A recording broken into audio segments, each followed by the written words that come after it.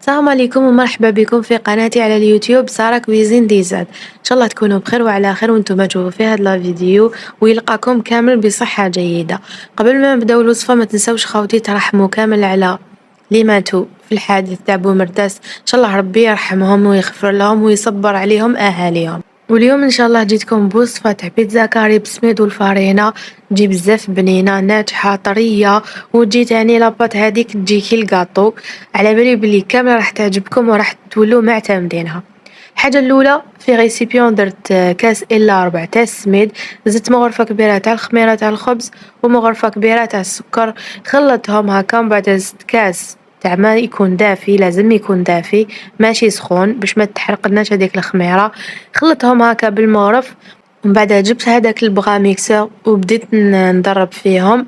شوفوا واحد زوج دقايق هكاك ماكسيموم باش يترحلنا كامل هذاك السميد ويتخلط مع الخميرة والسكر. بعد نغطوهم ونخلوهم يخمروا 10 دقايق. نروحوا لاصوص طوماط. عندي لهنايا 7 حبات تاع طوماطيش، نتوما ديروا شحال حبيتو. درت تاني زوج حبات تاع بصل يكونوا صغيورين. درت عليهم تاني 3 ورقات تاع الرند وزوج سنينات تاع الثوم قطعتهم، شوية ملح وزدت تاني شوية تاع الزيت، خلطتهم هكايا ودرتهم فوق النار. ومن بعد قعدت نحرك فيهم وغطيت خليتها طيب. شوفوا هنايا غير طابت وطلقت هذاك الماء ديالها، ما درت لها لا ما لا والو. هذيك طوماطيش هي اللي طلقت الماء ديالها. خلطتهم شوية ومن بعد نزيد لهم مغرف كبيرة تاع طماطم مصبرة، ما تكتروش ديروها شوية صغيرة برك. خلطتهم هكايا وخليتها تزيد طيب. ومن بعد لهنا كي طابت طفيت لها نحيتها تكوتي، وبعدها جبت البغا ميكسور ورحيتها. شوفوا ارحوها باش حبيتو، تقدروا ترحوها بهذيك الرحيوه تاع اليد، تقدروا ديروها في البلاندر ترحوها به، تقدروا ديروها تانيك في البغا ميكسور كيما درت انا هنايا. ومن بعد زدت مغرفه كبيره تاع العكري ولا بابريكا باش يعطينا هذاك اللون الاحمر هذاك، باسكو من داك كي تكون طوماطيش ماشي طريه بزاف ماش راح تجي طوماطيش لاصوص طوماط حمراء. وهنايا راح نعطيكم واحد السر صغير عطاهولي مول بيتزيريا. لاصوص طوماط يديروا لها الزيت تاع الطون، كاين اللي يحبوا يديروها وكاين اللي لا، كاين اللي يكرهوا كامل الطون. درت انا هذاك الزيت تاع الطون وزدت تانيك اعشاب عطريه مغرفه كبيره. خلطها هكايا من بعد رجعتها فوق النار شويه برك باش غير تغلي بك شويه وطفيت لها. وهذا هو القوام ديالها، تجي بزاف بنينه، جربوها وعلى بالي بلي تعجبكم. هنايا نروحوا لهذاك الخليط تاع السميد والخميره. بعد 10 دقايق تفاعلت، زدت لها حبه تاع البيض، مغرفه كبيره تاع حليب بودره، شويه ملح، ودرت تانيك ربع كاس تاع الزيت ومغرفه كبيره تاع الخل. الخل من الاحسن يكون ابيض.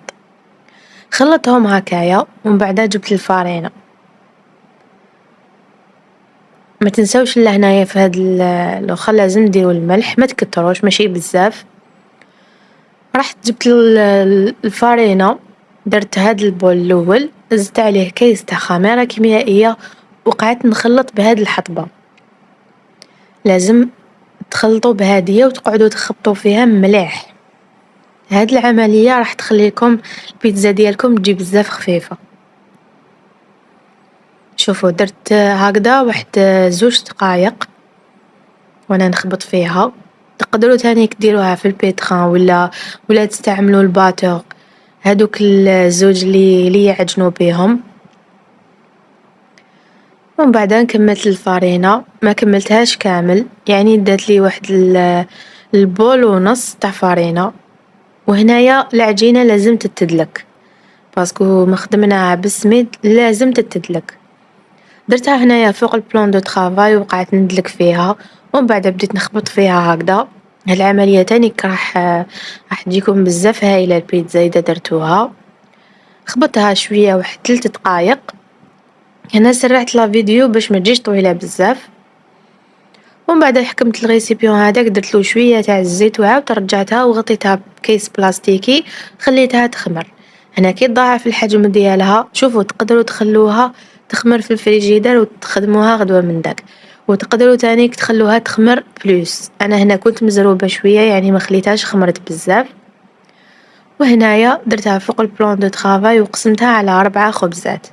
هنا هادو 4 خبزات يديروا لكم بيتزا مدورة ماشي كاري.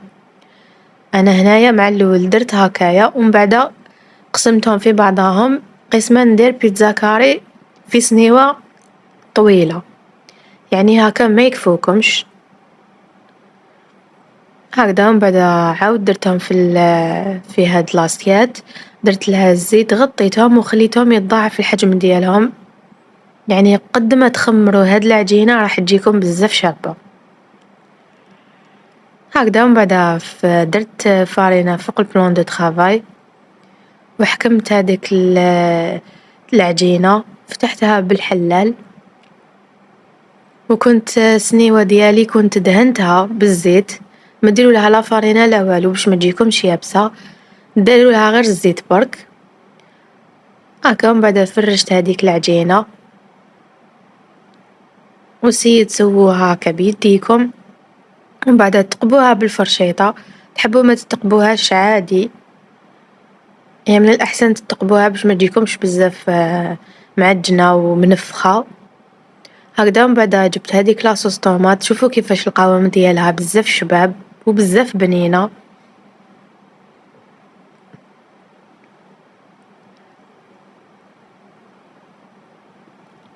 هكذا. سويتها كامل. هنايا لاصوص طوماط كتروا شوية باش ما تجيكمش ناشفة البيتزا ديالكم وتجيكم تانيك مشمخة ماشي ما راحش تجيكم يعني يابسة وتزيد تنشف هذيك لاصوص طوماط ما تجيش كامل بنينة. وهنايا راح نديكوريها، شوفوا عندي زيتون خضر، نتوما ديروا واش حبيتوا، تقدروا ديروا غير زيتون كحل برك ودخلوها طيب ما ديرولها غير شويه معدنوس عادي. اصلا بيتزا كاري تاع الصح ما فيها والو، فيها غير المعدنوس لاصوص طوماط والزيتون برك. انا درت لها شويه تاع الحار كنت قطعته، ودرت لها تانيك شويه تاع فلفل تاني كنت قطعته هكذا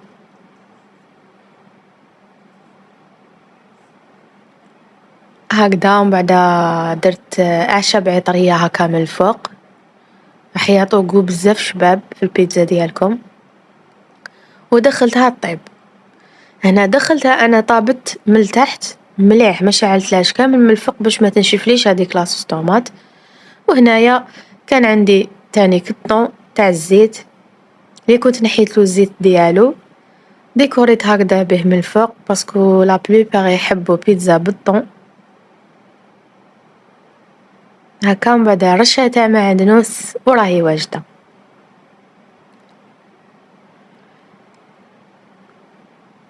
شوفوا هنايا كي نقطعها راهي تبان باللي خفيفة وجات تاني تقرمش، جات بزاف بنينة ما راحش تجيكم كامل ثقيلة ولا راح زعما ما تعجبكمش، ولا انا على بالي بلي هاد الوصفة راهي رايحة تعجبكم بزاف هكذا. طيبت كامل هذيك البيتزا، شوفوا كيفاش جات، راهي تبان باللي طرية وخفيفة وماهيش تبان باللي معجنة ولا زعما خشينة ولا. صدقوني هاد الوصفة راح ديروها في عينيكم وعلى بالي باللي راح تعتمدوها. ولحقنا لنهاية الفيديو تاع نهار اليوم والوصفة هذه الرائعة، ان شاء الله تجربوها وتخلوا لي رايكم. ما تنسوش تبارطاجوا هاد الفيديو ونتلاقاو في وصفة واحدة اخرى ان شاء الله.